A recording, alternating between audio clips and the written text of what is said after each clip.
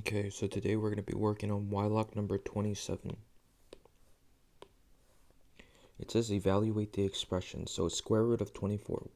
We know that square root of 24 doesn't have a perfect square. So what should we do in this situation? Well, we just try to find we have to factor it out to see if we can find a perfect square. So let's see, 6 times 4.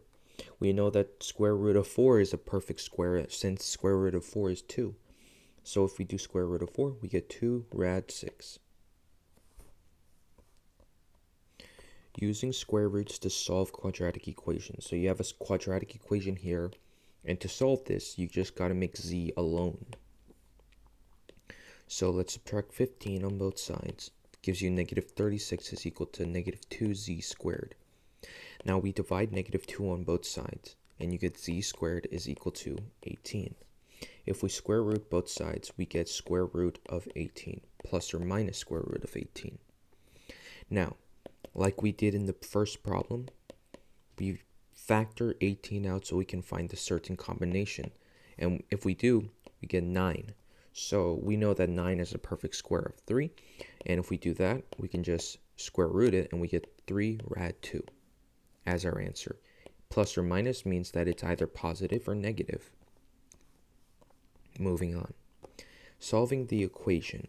So basically, for x minus 7 squared equals 6, you square root both sides, leaving you with plus or minus square root of 6 and x minus 7, and you add 7 on both sides, leaving you only with 7 plus or minus square root of 6 is equal to x. This is 7 plus rad 6,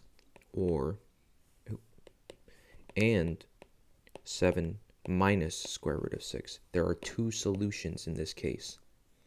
Moving on. The final problem, 4/3 x minus 6 squared is equal to 20. Now we want to get rid of this. So how do we do that? We just multiply by its reciprocal on both sides. So they cancel out. And we know that 20 divided by 4 is 5.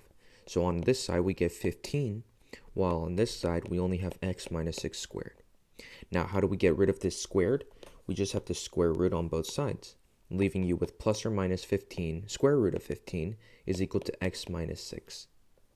From there, you just have to add 6 on both sides so that we can get rid of this negative 6, and you're only left with x is equal to 6 plus or minus square root of 15, leaving you with the solution. That's it for Wylock number 27.